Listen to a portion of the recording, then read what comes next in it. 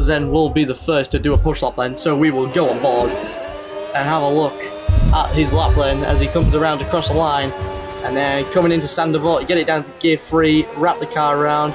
Could have probably done cutting the curb a little bit more, but shouldn't lose too much time off of it.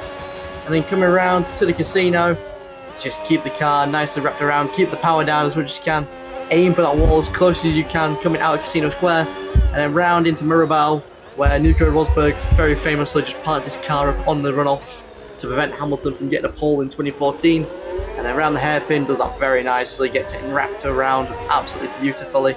Has a bit of a tap of the wall there coming out of the hairpin, although shouldn't lose him too much time. And then into the tunnel now, it's just flat out through all of this. Obviously, back when we did a DRS, we had to ban that in 2011 after Perez's crash. And then through the Nouvelle chicane, does that very nicely, and then coming round in towards the swimming pool chicane into sector 3 to 52.4 for his first two sectors. So it's looking good so far, and then ride it over the exit of the swimming pool chicane, round into Raskas, get that car as close to the wall as you can without actually hitting the wall, and then cut that final corner as much as you can, and then keep it as close to the wall as you can, crossing the line, and it's a 1:10.8.42 for Love Zen, and Echo will come in set a 1:11.8, so a second gap between them so far. Possibly a mistake made, but Lucas will come across the line. He'll set an 11.6 as XD Tyler will come in set in the Red Bull. It's a 1:11.1, it's a purple sector 3, and it's just about 1.5 tenths off beating the VCAL provisional pole. And he'd need a massive improvement if he wanted to sneak into the top 3 and snatch Echo's spot. So coming out of Raskas now, is it going to be enough for Vizzy to try and take a higher position? Echo has retired, and he has to abort it. He's made a mistake, is Vizzy, and it'll be P5 at best for him. He will not be happy about that. But that is unfortunately sometimes how it is. Qualifying is officially over then. Liam's had to abort his lap, and he's going to be in the way then. Nearly gets in the way of Lovezen, who will not be happy about that whatsoever. And clips the Nouvelle chicane. He's very lucky. Very lucky that he's not lost a tyre there. Slightly down on his time, and if Tyler can stick a good lap in him, oh, but he's crashed! I don't believe it! XD Tyler has crashed at a Nouvelle. We were just seeing how lucky Lovezen was to have not snapped his suspension. Tyler clearly didn't have luck on his side. And that is Tyler out of qualifying. Lovezen improves furthermore with a fantastic sector 3. But Tyler has gone in front qualifying all the way. Kinda glad I caught that on camera, to be fair, but he will not be happy about that at all. He will be furious. How Lovezen did not snap the suspension after like making contact with it and noise and everything, I do not know. Tyler will be wishing he had some of that luck as well, but it is going to be pole position for the VCAL of Lovezen as the two Mercedes go back to the pits. And that will be your qualifying for the Monaco GP. Lovezen takes pole position. Tyler misses out with a crash at Nouvelle.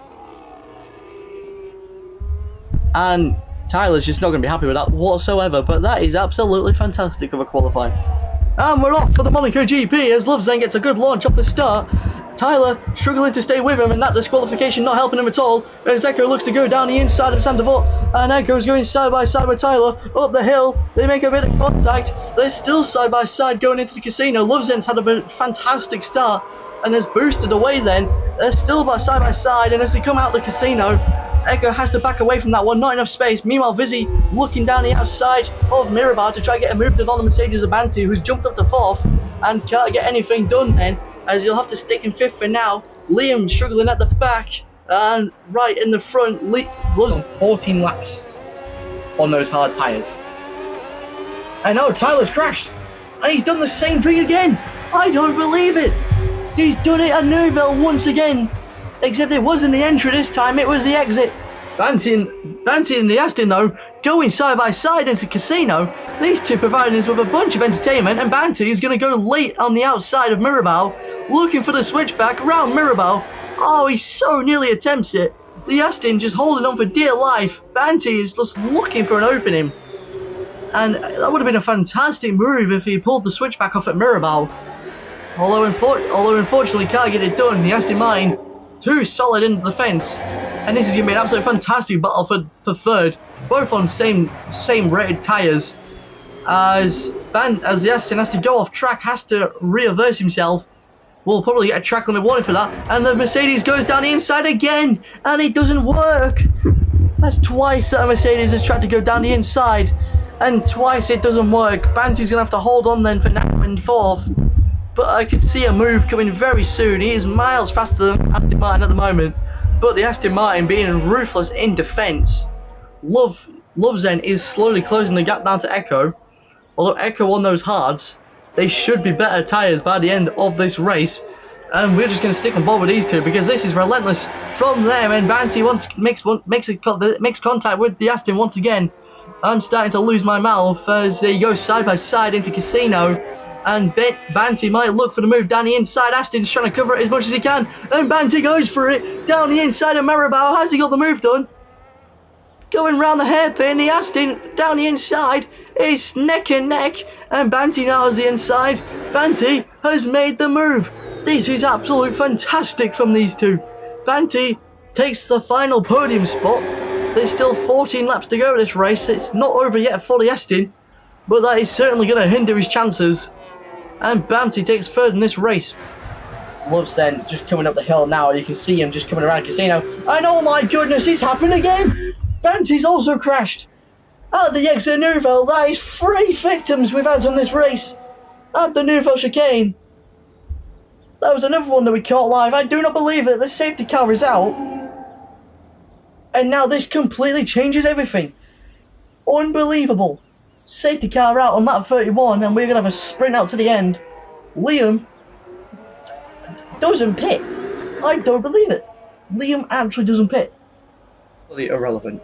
It's the last 4 minutes that count. And now that is qualifying officially over. Everybody, no more chances to start another push lap. Luke will cross the line and end their qualifying. It's a P5 at best for them, which I don't think he'll be too disappointed with.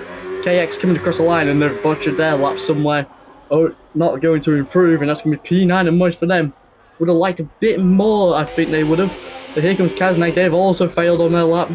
Nick's slightly up on his time, only by half a tenth though. It comes around the final few corners, crosses the line, and it's going to be 1.5 tenths improvement, but it will not move him anywhere. He's going to stay in P11.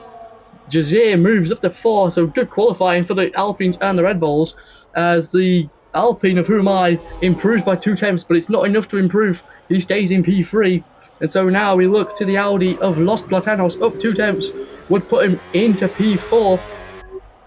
We'll see how good of a sector 3 he's had then.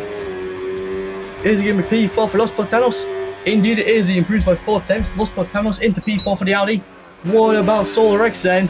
And it's a 125.801, clear by 5 tenths. Solar X looking good today. Stacey Icy improves very slightly, but it's nowhere near enough to catch up to Solar X, who will take pole for the Miami Grand Prix. And now Los Platanos takes provisional pole for 144.9, and like I say, everyone's just lining up to snatch a provisional pole. And what's the bet that Craig in the Cadillac could go and snatch a provisional pole here? And he takes P3 though. What about Kaznak in the Williams coming around? He's up a second on his time. Can Kaznak snatch provisional pole here? He can, with a 144.939, half a tenth ahead of Los Platanos. And it's Los Platanos. Los Platanos is on a lap, and now the track looks to be fully dry. It has completely stopped raining here in Texas, and now Kaznak might be a bit toast. I think he's timed this absolutely poorly as Kaznak. Los Platanos is half a tenth up on his time. After sector 1, R2D2 did not get another lap in. He's going to start P7 at best, and that's really going to hurt his championship chances. Absolutely dreadful. Ultimax is going to start last with a 151. Apparently he's having issues with the game, and now looks like the Audi of KX will be the next to cross the line. He's up a second on his time. This will put him P5 at the time being, making his way through sector 3 now into the tight tricky sections, making his way towards turn 19. He's got Los Platanos right behind him, and oh, he goes wide. KX goes wide. He's completely bottled it. That's his lap over and done with. So now we look to Los Platanos. Can he take pole position for the week? No, he fails. He fails to do it. Los Platanos by inches has failed. But what about Hayden? He's done it. He's done it. Hayden's done it. He's taken pole position. I don't believe it. But what about Luke in the McLaren? No, he can't do it. It's only P5 for him. And what about Matej? Matej's done it! Oh my god!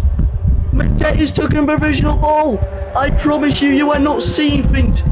Matej in the Aston Martin, the last one to complete a lap, has taken provisional pole by 700ths of a second. Matej, who nobody would ever have expected to take a provisional pole, who would never have been expected to take a pole against a lineup of Los Platanos, Hayden, Kaznag, Luke. He's only gone and bloody done it. Matej takes pole position for the Texas Grand Prix. I swear that he might be one of the most entertaining qualifyings you will ever see. And my voice cracks are absolutely terrible. I need to buy some honey drops. 1, 2, 3, 4, 5. The lights are off and we're underway for the USGP. Matej gets a good start, but so does Hayden in the Mercedes as they climb the way up the 40-meter hill. Hayden's going to look down at inside, goes for the move, but Matej is able to keep it wrapped around, and Matej will hold on to the lead for this race. Meanwhile, round the back, Blastis makes his way into 6. He's now fighting for Luke with Luke as we make our way into the S's. Turns 3 to 6, and Sir Franz has held on to that P3. Los Platanos had a disaster class. He's gone wide, and quite a lot of them have gone wide, to be fair. So is R2D2, as Los Platanos losing positions like wildfire, drops all the way to 8th. This is disastrous for the Haas driver, and he's now been put under pressure by the Audi of KX. Meanwhile, making our way into turn 11, then Matej holds on to the lead of this race. Luke has found himself in P4. He's under pressure from Kaznag, who's trying to extend his gap in the championship onto R2D2, I suppose close the championship gap, should I say. It's Kaznag in second and R2D2 in first. Craig under pressure from R2D2, who's trying to repair this race and save himself of a championship. And R2D2 might line up the move here going into turn 12. He's looking down the outside.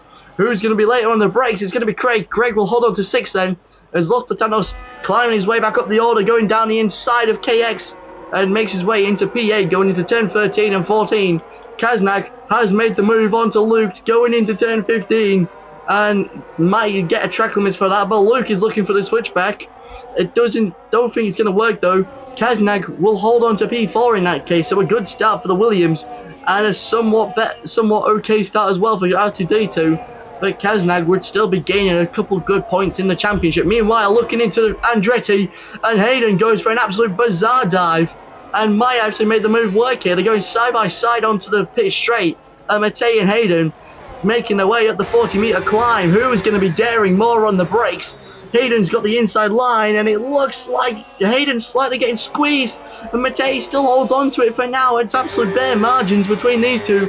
Sir Franz closing right up. He wants to get a bit of this battle going on as they make their way through the S's. It's Matej who holds on to the lead. Hayden will have to settle for second for now, and Sir Franz looking like he might become a dangerous threat in this race. Right, apologies then for the delay in our broadcast, but welcome along then to round 8 of PRL, the Monday League. We are into round 8, approaching the closing of 2/3 of the season. R2D2 currently still holds the lead in the Drivers' Championship by 17 points. He's currently one of the only drivers in the pits, as well as Craig VR and the Cadillac. Most drivers out on their outlaps and push laps then. It is only R2D2 and Craig in the pits for the time being. We are at Silverstone then for the British Grand Prix, and there is a wild card in the mix in which there are no hard tyres to be used. So do expect a lot of pit stops to be occurring today. There's going to be absolutely flying at the moment. And that does drop Matej down to 6. I still don't know why on earth he is DNF'd on Cops, and we'll have to wait and see. There's a McLaren of Luke about to start his push lap. He's coming around Vale and Club now, and we'll go on board with the Audi of Ultimax. No, that's the Ferrari I'm looking at. I'm looking at the Ferrari of R2-D2, who is 500ths up on his time. I've once again been baffled by the colours of the Ferrari and the Audi. So apologies there, as R2-D2 is going to make his way into Vale now. Coming through very nicely. Is there going to be further improvement for him in Sector 3? We'll find out in just a moment. Coming through Club now on the curb, and he does fail to improve. Loses 2 tenths in Sector 3, and R2-D2 will not be pleased about that. I think most drivers are coming out for their final laps now. I don't know how much time's remaining because of all the yellow flags. There's 30 seconds left. R2-D2 is not going to have chance to improve. It's going to be P4 at best for him, the championship leader, not having the quality he would have liked. Most drivers coming out now. Welshie is about to start his final push lap. Can he extend that gap on provisional pole even further? His teammate behind him, Kaznak's going to start his lap as well. The Haas of Jagier is also going to start another push lap. So clearly putting enough fuel in for 2 push laps. Where is Ultimaxi going to find himself? He's down a 10th after Sector 2. Would there have been improvement in Sector 3 for Ultimaxi? There was not. He's lost another 3 tenths in Sector 3. That's his qualifying over. Hayden only takes P7 and will start at a minimum 3 positions below R2-D2. And he's not going to be happy about that in terms of the championship possibilities. Luke does overleap R2-D2. Takes P4 then at best for the McLaren. And it closes the gap between R2-D2 and Hayden on the grid, but it also means for McLaren better chances of extending points in the constructors. Sausage takes P2 then, he fails to improve. It's essentially up to Jagier as the only real competitor that could take pole position then, as we see the Red Bull of Sir Franz coming into Vale now. Has he got anything left in the tank of the Red Bull? Coming across in that RB22, and Sir Franz will come and cross the line. It's not going to be anywhere near enough. He does slightly improve, but doesn't do anything for him. He had invalidated his lap anyways. Had Sir Franz. Welshie is coming across the final corners now. He's down a 10th, although I don't think this is going to matter too much. What is Welshie going to be able to do? Oh, he just fails to improve. 3 thousandths down on his time, but he will not mind at all. Jagier is going to fail to improve, going slow on the final turn. And that is pole position for Welshie in the Williams. A fantastic session from him. Sausage will take P2. Jagier with a mighty 3rd sector on his final competitive push lap will take P3. Luke will take P4 in hopes of extending McLaren's lead over Mercedes. R2-D2 takes 5th, the championship leader. Just glad he's ahead of Hayden and Mercedes. Hayden fails to stay in P6, he's dropped to P9, and so Hayden has a lot of work to do to close the gap on R2-D2 and try and gain more points in the driver's standings, but it's disconnected. He's going to lose so many positions off the line. Welshie starts to park up then, as F1 Probro will be the last to park up. Hayden's disqualified himself, which is actually kind of a good idea here, considering your softs will reset to 70 degrees, the optimal tyre temps, and will be fresh on the deck. R2 is sad as hell in the chat, but it's 1, 2, 3, 4, 5. The lights are off, and we're underway for the British Grand Prix. Welshie gets a good start off the line, so does Sausage as they make their way into Abbey. Welshie holds on to the lead. Why am I looking at Bro? Welshie holds on to the lead then on the starting corners. Coming our way into Village, it's Welshie who makes the move. F1 Pro drops to last. R2-D2 in that disconnected Ferrari has already dropped to last. Disastrous for him in the championship as the Aston and Mercedes of Hayden and Matteo going side by side in a battle for 5th. And Mattei has the edge just for now, and I think he's going to hold on to it. Mattei makes 3 positions off the start and holds on to P5, but Hayden down the inside of Luffield has made the move and takes P5. Fantastic from the Mercedes. There's a yellow flag at the back between R2 and Probro making contact. I don't think that's possible considering that R2 is ghosted.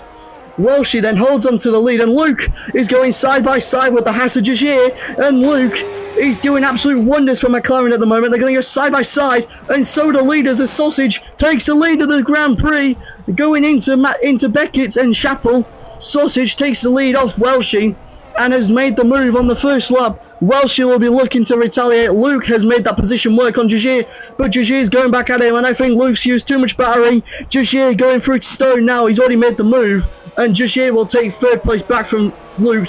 Meanwhile, Sir Franz, who started 11th in this race, is already fighting for 5th with Matei. Hayden's dropped back, and they're going to go side by side into Vale and to Clubs. Give each other enough room, lads. And Matei holds on to 5th. Sausage holds on to the lead then for the start of the next lap to make our way through into Abbey and Village again. And it's neck and neck between these two. The top two are already a second ahead of Jagier in third. At the moment, we've got a massive battle here for 7th, a 4-way battle between Hayden, Ultimaxi, Sir Franz and Craig. Craig is someone we haven't really talked about in a while. How about we talk about him now as he makes the move on Sir Franz to take 9th in this race. And he's just going to try and sneak for an opportunity past Ultimaxi. Sir Franz, however, might try and look for the move as well as they're going, as Ultimaxi and Hayden are going into Vale. And once again, my camera went to the wrong driver, and Ultimaxi's looking down the inside of Club. That would be a very ambitious move if he did it, and he's done it. Nearly just done it. Hayden holds on for now, but Ultimaxi down the inside of Abbey. What a move by the Audi, swooping down the inside. Hayden, though, I think is going to retaliate as they make their way into Village in the loop. As Ultimaxi slightly gets pushed off, he's looking for that inside line. It's neck and neck between the Mercedes and Ultimaxi, who is trying to make life as hard as possible for second in the championship. It's a 4-way battle. There's contact between Craig and Sir Franz, and it is a 4-way battle for 7th still. Ultimaxi has taken 7th, but look at Craig in the Cadillac, snatching an opportunity. Ultimaxi holds on though, holds on to 7th in this race. Hayden's dropped to 9th. Sir Franz is just trying to stay with this group and look for an opportunity for a battle. R2D2 18 seconds off Probro, who's 8 seconds off Sir Franz. This is disastrous for R2D2 then in the championship. Hayden though, we're going side by side into Maggis and Beckett. Oh, we wouldn't, would we, boys? No, Hayden backs out at the last moment, just not enough room. He might have got a track limit for that, and it wouldn't have been the best if he did. But oh, what's happened there? Craig's made contact with Sir Franz, and he's ghosted, and he's had to back off. And he's now about 6/10 off Sir Franz. I don't know what happened there, but that really is not going to help Craig out in the Cadillac. Meanwhile, Ultimaxi holds on to 7th. Hayden has to go off the track, and Hayden's going to go into the pits then. He thinks those softs have done enough. And you know what? So does Sir Franz. He also agrees with him. And Sir Franz, oh, 10-second penalty for speeding in the pit lane. And that is really not what Sir Franz would have wanted to hear in the victory. He's weaving along the hangar straight. He knows nothing can stop him now. And he comes through Stone now. He's only got 3 more corners in his path. And he'd be really surprised if he messes this up. Here comes Vale. Here comes Club. And here comes the Williams of Welshie, who will take the checkered flag. Welshie will win the British Grand Prix. A dominant display, one you will never see again. A Sausage will come and take P2, just under 10 seconds of a gap. Ultimaxi is fighting along with Kaznag, and this is not really going to matter, considering that Kaznag doesn't have a 3-second penalty. Hey, Matei has sneaked in right behind them. Could Matei actually possibly take the final podium spot? He's going for it into Club, and oh my word! What on earth have I just witnessed? Matei just went for a full-on banzai into the inside of Club. He's made it work. He takes the final podium spot, and Kaznag was given a 10-second penalty because of it. I do not believe this. Kaznag, who was pretty much guaranteed to take the P3 spot, he gets slowed down by the Audi. Matei senses the opportunity, goes for a banzai dive, takes the podium off him, and to make matters worse, pushes Kaznag off wide, where we saw John Bennett go off on the F2 sprint race this season, gets a 10-second penalty because of it, and drops to 6. Have you ever seen anything more absurd in your life? And I'm sure Kaznag is going to try and appeal that and say, look, you can't be going for a move there. I know it's the final corner, but there was no possibility of a move there. I could really see him appealing it, and to be fair, I could really see him winning it, and he'll be begging that 10 seconds gets overturned.